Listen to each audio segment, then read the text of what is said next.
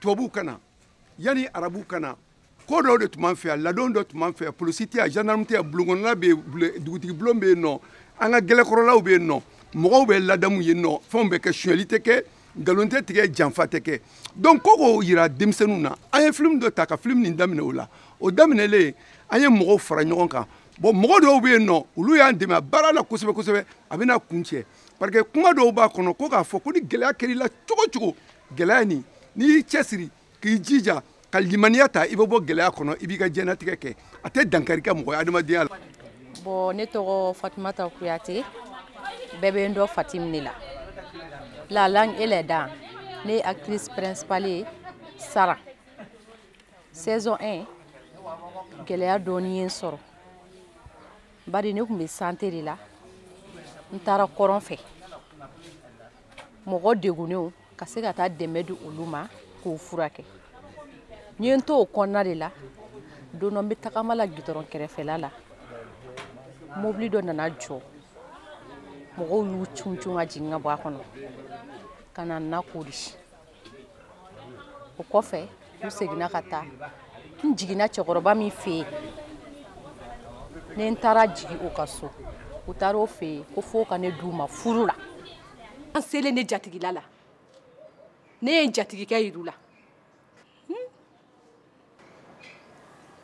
nakana u ko ne jatigikɛ ma ko ne sera furu ye k'olu bɛ ne furu jagoya u bɛ fɛn o fɛn fɔ kɔrɔnfɛla kan ja ka jugu n'o bɛɛ ye ne jatigikɛ y'a f'u ye ka dɛsɛ cogo bɛɛ la k'ale tɛ se ka ne di furu la ko ne masaw bɛɛ bɛ Bamako ko ne nana de ka na mɔgɔw dɛmɛ n ka baara ye kɛnɛya sabatili de n nana o dɛmɛ de kɔnɔna na ani o baara de kɔnɔna la nka u ma sɔn fiyewu f'u ka ne furu jagoya la. Sara e jatigikɛ se fosi tun tɛ e ka nin jagoya furu la nin kɛra e yɛrɛ bolo kumasuluba ye u ye ne jatigikɛ bolo tɔnɔ min ka da kɔ jagoya ko fo ka ne ka kɔɲɔ kɛ o don kelen ne jatigikɛ ko a ye sabali u girinna k'u ka marifa jɔ ne jatigikɛ la nakana jagoya la fo ka ne ka kɔɲɔ kɛ tiɲɛ yɛrɛ la Sara i tɔɔrɔla dɛ o don kelen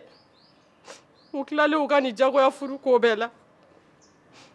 u ye ne cɛ ka taa ni ne u ka kan dɔ kɔnɔ tuguni o su kelen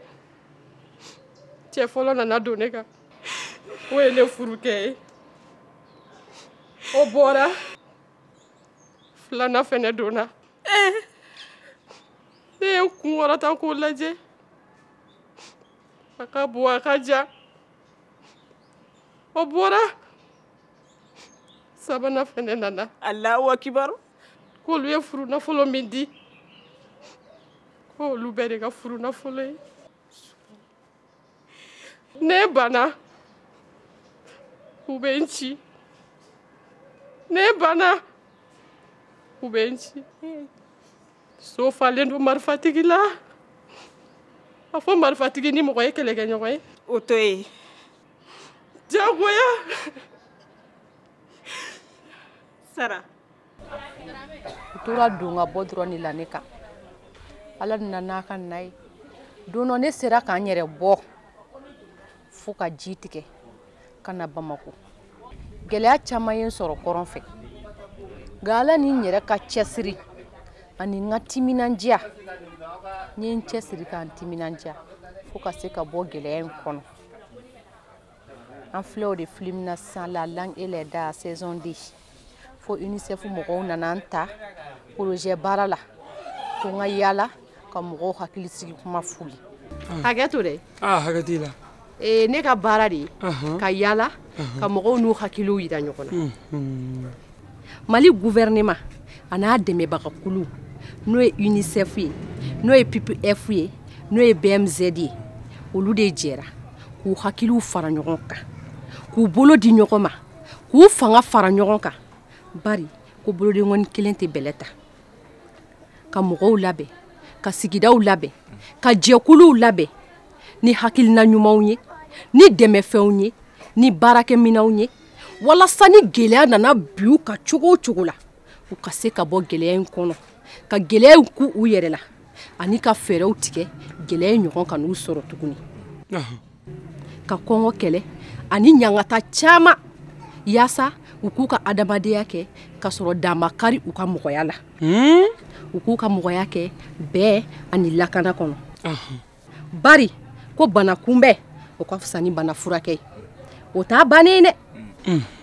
denmisɛnninw musow ani mɔgɔ minnu bɛ yen ni seba tɛ olu ye mali gouvernement n'a dɛmɛbagakulu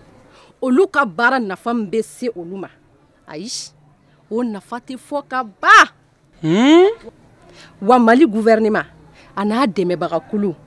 UNICEF PPF BMZ a n'a tɔw u ka kɛlɛ fanba ye denmisɛnninw fana k'u ka denmisɛnninw dɛmɛ k'u lakana bari bi denmisɛn o de ye sini maakɔrɔba ye ko denmisɛnninw de ye sini ɲɛsigi o de tun bɛ n fɛ k'o f'i ye balimamuso i ka nin hakilina in ka ɲi kosɛbɛ hɛrɛ bɛ yɔrɔ o yɔrɔ gɛlɛya bɛ o yɔrɔ la ko mɔgɔ du sigida dugu jamana ko ninnu si tɛ ja ka yiriwa ka taa ɲɛ fo fɛn dɔw de ka k'a kɔnɔ o fɛn dɔ ye ka kɛnɛyasow jɔ ka caya ka dɔgɔtɔrɔ ɲɛnamaw bila a kɔnɔ ka fura ɲɛnamaw k'a kɔnɔ bari n'i y'a mɛn adamadenya ɲuman yɛrɛ kɛnɛya ko don ka kalansow jɔ ka caya ka karamɔgɔ jolenw k'a kɔnɔ denmisɛnninw bɛ se ka kalan k'u bɔ dibijugu la k'u ka siniɲɛsigiw dilan ka sɛnɛw kɛ sɛnɛw ka yiriwa dun ka fa ka sabati ka jiko sabati fan bɛɛ lajɛlen fɛ bari adamadenya ɲuman ji jɔyɔrɔ belebeleba de b'a la ko ninnu fana si tɛ yiriwa fo bɛn ani lakana ka k'a kɔnɔ mɔgɔ minnu sigilen don o baara la barika de kan ka don o mɔgɔw la ka fanga don u la ka dɔnniya di u ma yaasa ni gɛlɛya nana cogo o cogo la u ka se ka gɛlɛya in kunbɛn ala ka teli n'a ka ciden e bɔra den kadɛrɛ ye ɲɔgɔn ye o dina kadɛrɛ bɛ min fɔ ne ye ko moriba de bɛ fɛ k'a denmuso pɛnda di jagoya furu la cɛkɔrɔba dɔ ma wa min ka jugu n'a bɛɛ lajɛlen dɛ k'a bɛna kɛ cɛkɔrɔba muso sabanan de ye pɛndadu ye denmisɛnnin fitininini a hakili ka di wa a bɛ kalan kɛ a kana nin kɛra denmuso la sa ne juguya de ye o pɛnda kɔni taara dogo e bara wa ne b'a ɲini i fɛ cogo sugu bɛɛ la fajala i ka pɛnda lakana dɛ walasa a fa bɛ se ka nin jagoya furuko in bɔ a ma cogo min na pɛnda bɛ to ne fɛ yen a bɛ to ne ka bila la wa n b'a ɲɛɲini n bɛ ɲɛ sɔrɔ la fana fajala o bɛ diya n ye dɛ bari ni pɛnda furula sisan o y'a ka kalanko bannen pewu a bɛna denw sɔrɔ ka sɔrɔ a fari ma kɔgɔ musoya ma dafa hakili ma dafa a bɛ se ka kɔlɔlɔ caman sɔrɔ i n'a fɔ n'a garisigera n'a ko k'a bɛ bange bange bɛ gɛlɛya ma ale ni bɛ se ka to a la walima den ni bɛ to a la musomanin furu joona a bɛ na ni kasara caman de ye a bɛ kɔlɔlɔ caman de las'a ma o ye ka musomanin ka adamadenya don bɔgɔ la a ma ɲi sa ayiwa an kɔni jigi b'i kan ne bɛ sira ɲini o bɛ kɛ min ye UNICEF ta ye UNICEF ka baara fangaba yɛrɛ jɔlen don denmisɛnninw musokɔnɔmaw ani mɔgɔkɔrɔbaw ka d'a kan ko ni gɛlɛya nana olu tɛ se k'u yɛrɛ bɔ gɛlɛya kɔnɔ ko k'olu dɛmɛ ka fɛɛrɛw kɛ ni gɛlɛya nana u bɛ se ka bɔ gɛlɛya in kɔnɔ cogo min ka sɔrɔ dan ma kari u ka mɔgɔya la u k'u ka mɔgɔya kɛ basigi lakana ani latigɛ kɔnɔna na ani UNICEF ka baara nafaba bɛ se denmisɛnninw ma ko ka denmisɛnninw ka siniɲɛsigiw dilan ko bari bi denmisɛn o de ye sini maakɔrɔba ye ko denmisɛnninw de ye sini ɲɛsigi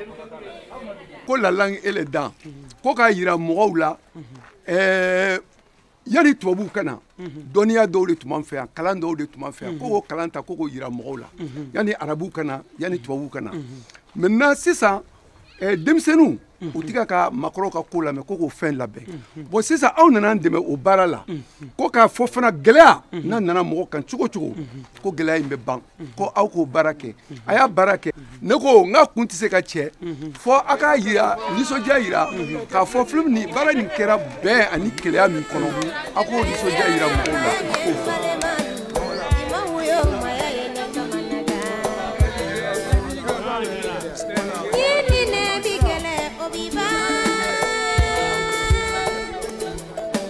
Le Mali est un peuple pacifique qui n'a qu'une seule aspiration, celle de la paix, de la cohésion sociale, du respect des religions et des libertés, du développement économique et social pour toutes les ethnies qui y vivent et y cohabitent pacifiquement et fraternellement depuis des millénaires.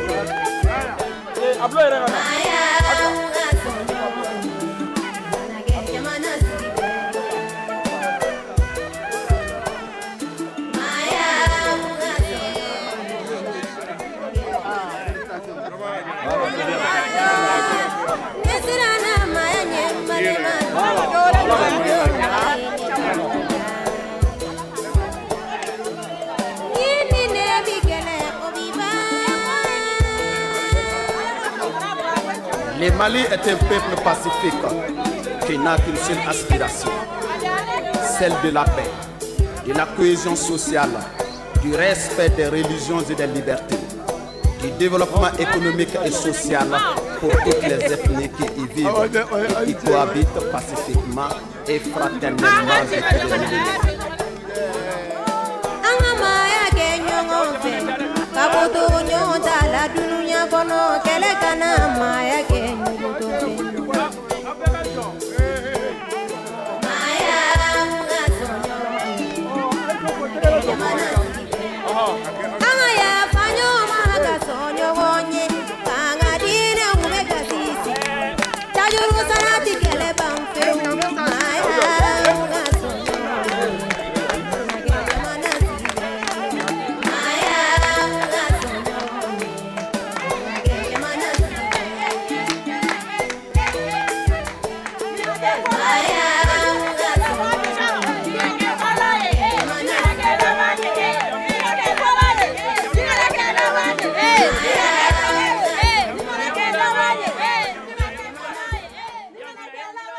En accompagnant les réalisateurs, j'ai compris que cette série répond à 3 préoccupations. La première, c'est de faire une série de haute qualité pour la diffusion sur leur thème et de répondre aux préoccupations de leur thème, qui est de montrer que le Mali est un pays de paix, qui n'a qu'une seule aspiration, celle de la paix, de la cohésion sociale. La deuxième, c'était évidemment de véhiculer les messages de l'UNICEF et ses partenaires sur la résilience et l'enseignement d'Okaïdara, que le professeur explique beaucoup dans beaucoup d'épisodes de la série. Et la troisième préoccupation, c'était bien sûr, dont je suis bénéficiaire, c'est de faire la promotion des jeunes sur le plateau. Et vraiment, je suis très fier d'emboîter les pas de notre maestro Bokar Sidibé. Et je termine en remerciant le DG de l'URTM qui croit beaucoup aux jeunes et qui a accepté de participer à ce projet. Et je remercie l'UNICEF et ses partenaires.